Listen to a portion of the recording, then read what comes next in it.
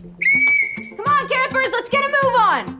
Welcome to Story Lab. This week, we're taking a look at the story of someone we want to follow really closely. Come on, let's go! Early snack break? Told me to bring a banana. Oh.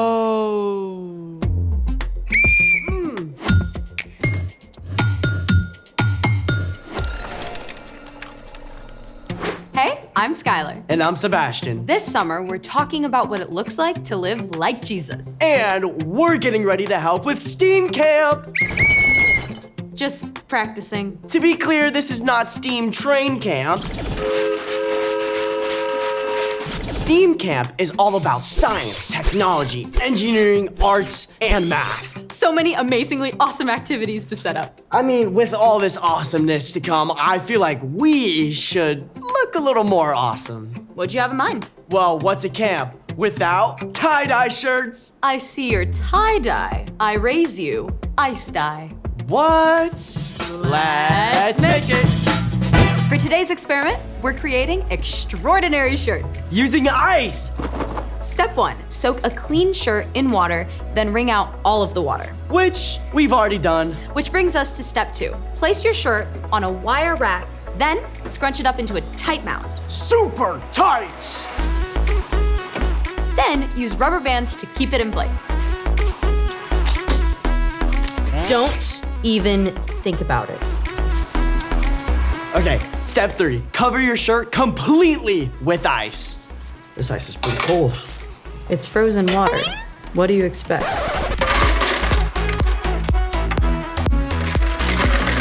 Now is the fun part. Step 4, sprinkle different colored dyes over the ice in any pattern you want. But unless you want a muddy looking shirt, try not to layer colors. Like blue and orange. Or purple and yellow.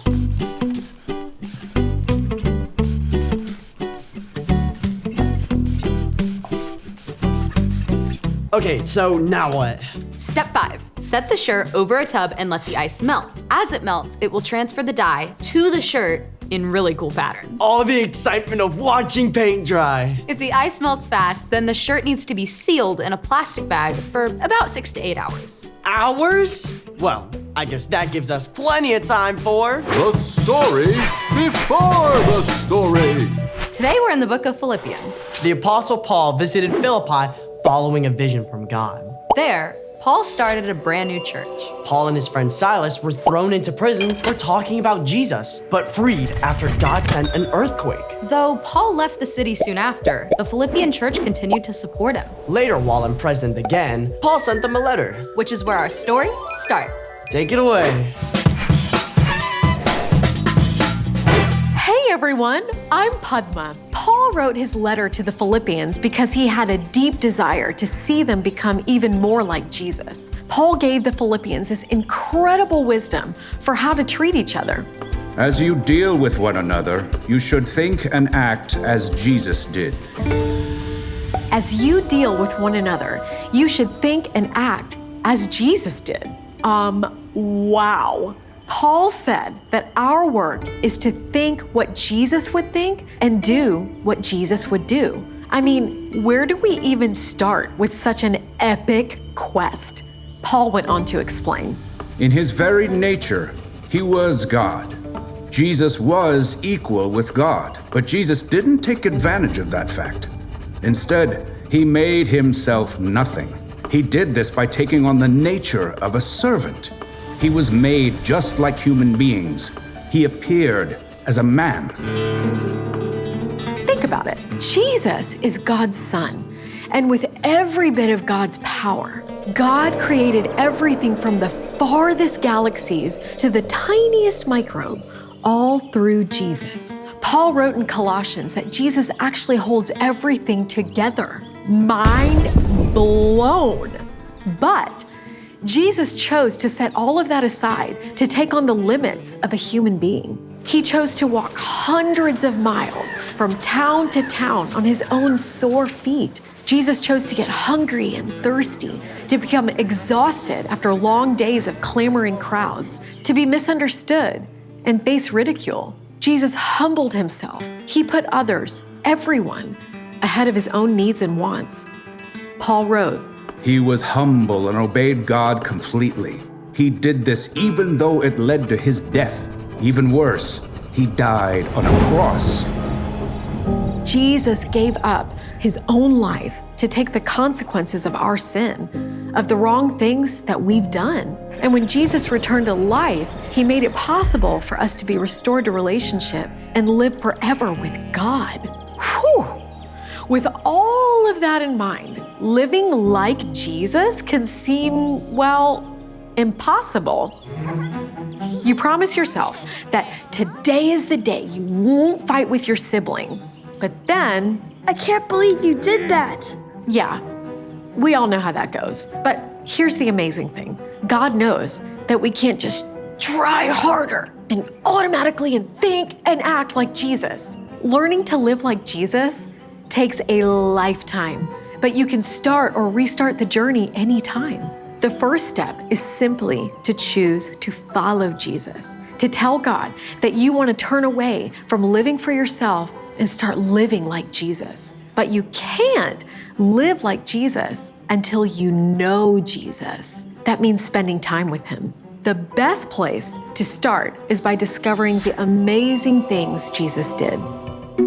You can read or listen to the stories of Jesus' life in the Gospels, Matthew, Mark, Luke, and John. You can also spend time with Jesus simply by taking a few minutes each day to sit quietly, breathe deep, and ask Jesus to be with you and talk with you. You probably won't hear an out loud voice, but Jesus may give you a sense of peace or a picture or even a verse or phrase. Not sure if what you just heard is Jesus? Well, if it's wiser or kinder than what you would usually do, it's probably Jesus. You can also spend time with Jesus when you gather with friends who love him too. Jesus said that when people are gathered together, talking and thinking about him, he's there in a special way. When you spend time with Jesus, you won't have to try harder to act like him. Instead, over time, you will become more and more like Jesus on the inside. As you allow God's Spirit to work through you, it will become easier and more natural to act like Jesus as you respond to others. You'll become more peaceful, encouraging, accepting, forgiving, and caring. And little by little, you'll start to live like Jesus, just as Paul reminded the Philippians. As you deal with one another, you should think and act as Jesus did. The end. That totally reminds me of this bracelet my mom had back in high school. WWJD? It stands for, What Would Jesus Do?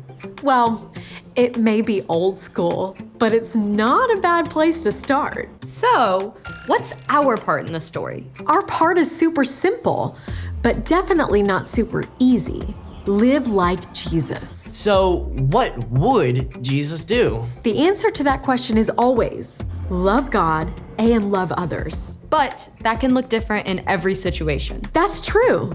That's why it's so important for us to start by getting to know Jesus and spending time with him. You know what happens when you start hanging out with someone a lot? Oh, you start to say the same stuff. You might start to like the same things or even get the same ideas. Exactly.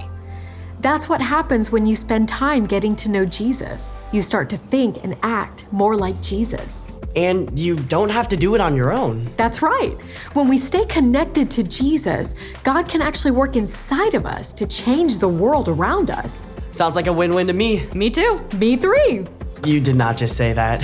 For real. See you next time.